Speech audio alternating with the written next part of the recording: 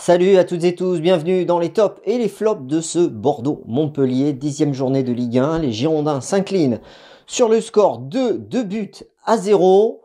Deux premiers buts encaissés à domicile cette saison, dans un match où Bordeaux aura finalement existé qu'une mi-temps pour sombrer en deuxième mi-temps face à une équipe montpelliéraine au-dessus de l'équipe bordelaise. Donc nous allons regarder ensemble les flops et les flops. On peut rebaptiser cette émission avec ce titre-là.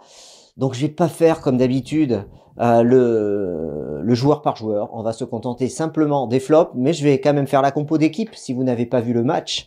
On a Costil dans les buts, Kouateng, Pablo, Koscielny, Benito en défense, Otavio Basic, Zerkan au milieu du terrain, et on a Oudin, Benarfa et Maja pour la ligne offensive.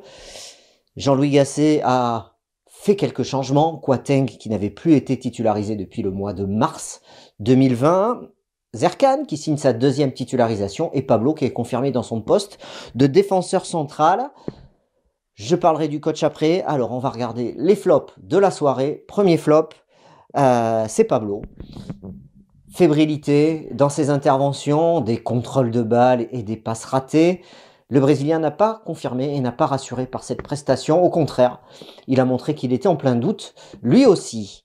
Un autre flop, Otavio, alors c'est vrai qu'Otavio, quelques ballons grattés quand même en première période, et puis après il s'est éteint à l'image de toute l'équipe, sur notamment les buts montpelliérains et ce centre de la Borde en retrait pour Delors je crois, ou Mollet, c'est sur le premier but.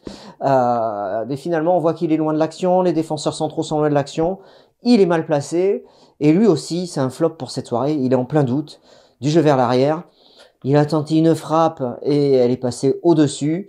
On sent qu'il ne joue pas en confiance.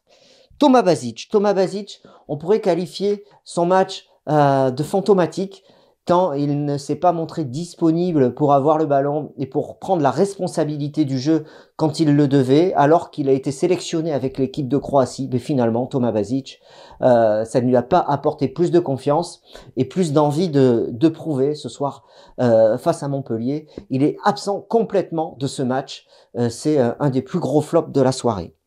Rémi Oudin, du jeu vers l'arrière en première période, énormément de jeu vers l'arrière, peu de prise d'initiative et de responsabilité à mettre à son crédit, simplement 2 centres à ras de terre, premier poteau, mais pas forcément franche pour un Josh Maja lui aussi qui était pas bien. C'est un match raté et c'est un flop pour Rémi Oudin. Et enfin, le dernier flop de la soirée, donc là ce sont les plus gros flops, c'est Josh Maja. Josh Maja, vraiment, on aurait cru qu'il avait une caravane derrière son dos à traîner, tant il manquait de mobilité et de lenteur, notamment sur ses centres qui étaient pas parfaits, mais ils étaient quand même là, les centres de Rémi Oudin à ras du poteau. Il est loin du jeu, il est loin du ballon. On a l'impression qu'il cherche son second souffle et qu'il a pas de jus, pas d'explosivité. Josh Maja, ça fait plusieurs fois où il joue, où il donne cette impression. Face à Montpellier, c'était flagrant.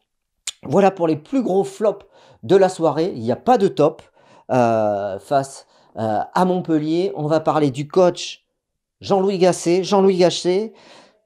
Eh bien, c'est un petit flop quand même pour Jean-Louis Gasset parce qu'il a sa part de responsabilité. Pourquoi? Pas forcément dans la composition d'équipe qui est cohérente, cette composition d'équipe, puisqu'il fait des changements opportuns par rapport au match face à Monaco et la faible performance de Sabali qu'il remplace. Il replace Benarfa, on lui avait reproché de le mettre seul aux avant-passes face à Monaco, il le replace dans le cœur du jeu et on voit que Benarfa a touché un peu plus de ballons, qu'il a pesé un peu plus sur le jeu et qui s'est procuré les principales actions bordelaises.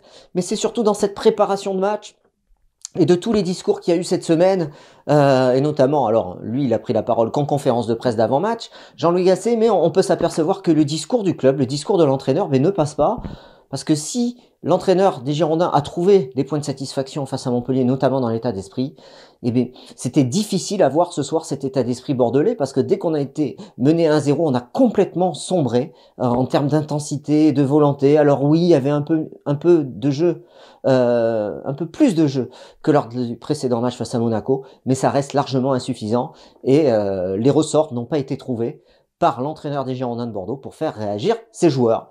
Voilà. Top Flop Express. Merci à tous de les avoir suivis.